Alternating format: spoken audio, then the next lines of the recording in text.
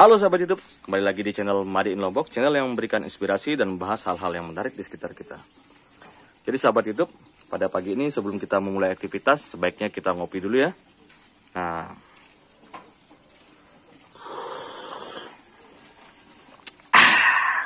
wah mantap sahabat YouTube. Buat kalian tahu, ini adalah kopi Lombok Dersi ya sahabat YouTube yang saya gunakan. Ini kopi asli khas Lombok ya. Jadi diolah dari biji kopi robusta pilihan dan juga disangrai menggunakan metode tradisional kayu bakar sahabat YouTube. Buat kalian yang ingin memesan sebagai oleh-oleh atau sebagai cindera mata khas Lombok, nanti saya akan bagikan link dan deskripsinya ya untuk belanjanya. Harganya sangat murah sahabat YouTube, 1 kg hanya 75.000 saja. Jadi ini 100% menggunakan biji kopi tanpa campuran ya. Buat kalian yang memang pecinta kopi, saya sangat merekomendasikan kopi ini. Oke sahabat YouTube, jadi sebelum kita mulai, kita intro dulu ya.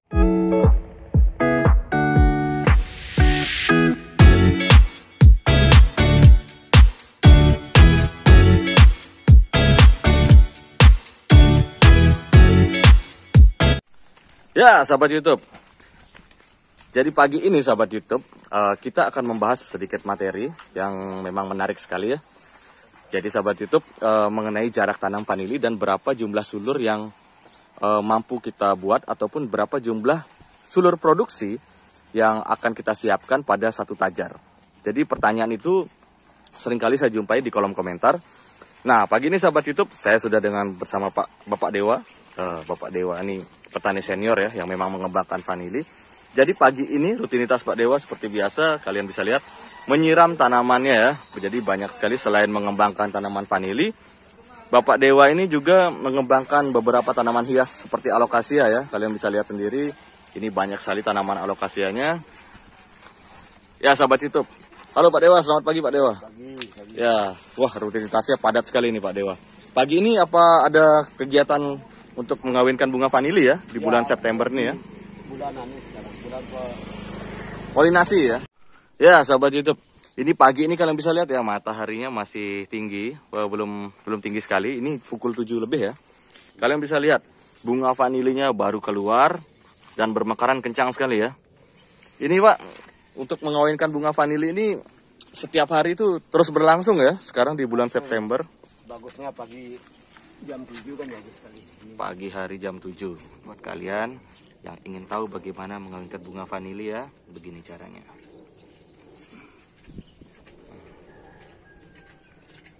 Nah, ini kan Ya, itu ada membran di dalam dan itu harus kena ya.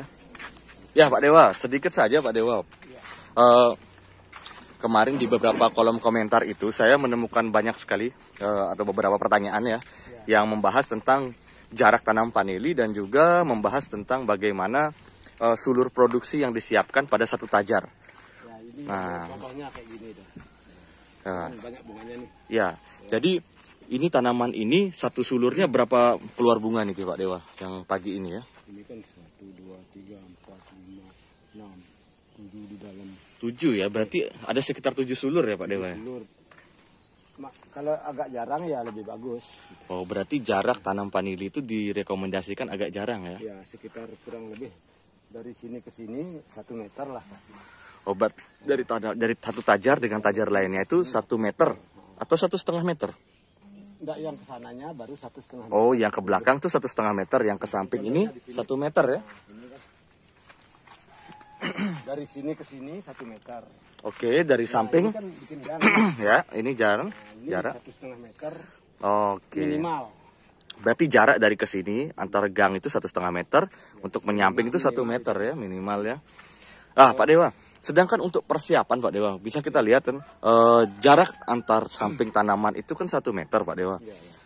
Dalam satu tajar itu berapa sulur produksi yang bisa kita lakukan? Satu pohonnya paling ada 4 bisa. Kita lihat situasinya, kalau dia agak subur ya banyakan enggak masalah dia. Berarti itu semua tergantung dari kesuburan tanaman vanili Ya. itu, batang vanilinya ya. Kalau subur itu maksimal bisa berapa sulur Bisa 5 produksi? kita kasih. Bisa 5 sulur produksi ya. Oh, begitu teman-teman. Jadi menurut penjelasan Pak Dewa, itu semua berapa jumlah sulur produksi yang disiapkan itu tergantung dari kesuburan tanaman itu sendiri.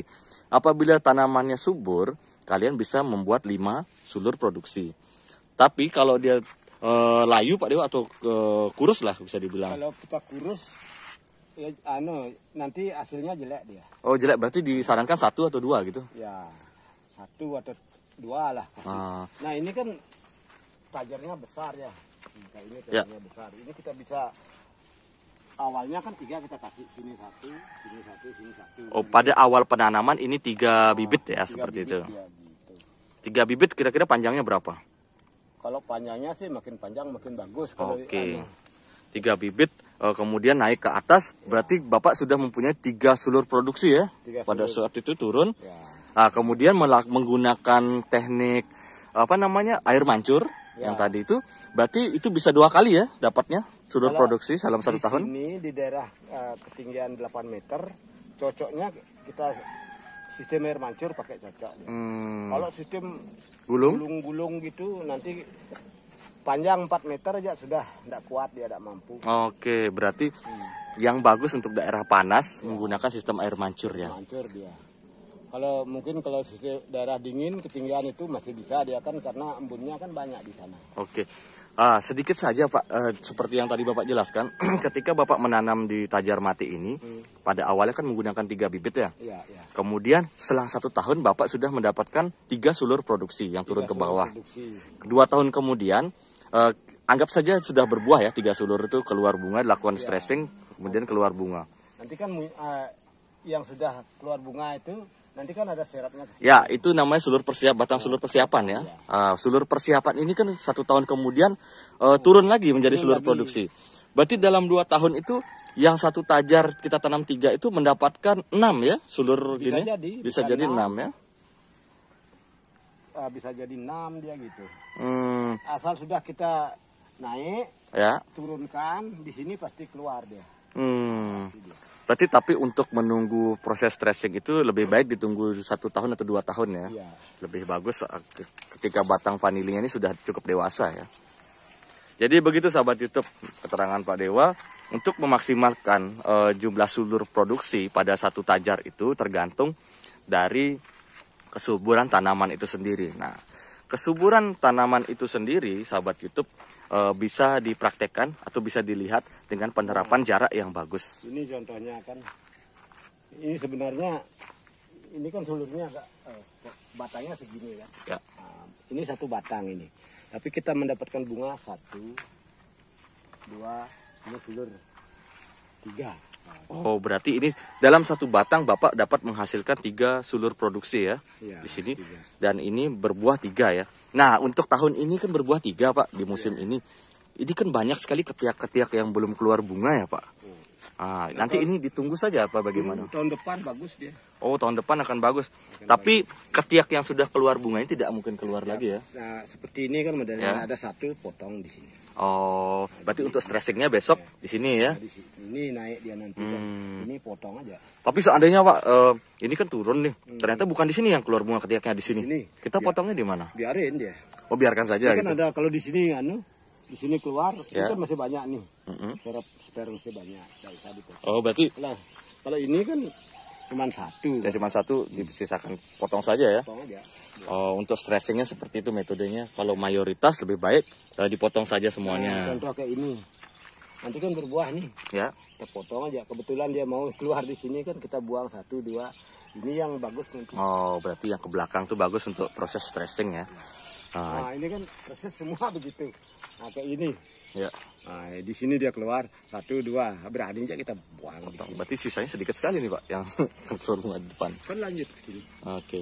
Oh, nanti dia akan keluar juga sulur persiapan produk ini kan, ya. Ini lagi nyambung dia tuh. Sulur barunya tetap keluar ya ketika setelah melakukan stressing. Luar biasa sekali sahabat YouTube ilmu-ilmu yang dibagikan oleh Pak Dewa pada pagi ini. Jadi sahabat YouTube, buat kalian yang belum mensubscribe channel ini, saya sarankan untuk mensubscribe channel ini sekarang dan terus dukung kami dengan cara like, share, dan komen pada video kali ini. Oke sahabat YouTube, sampai berjumpa di video Made in Lombok selanjutnya.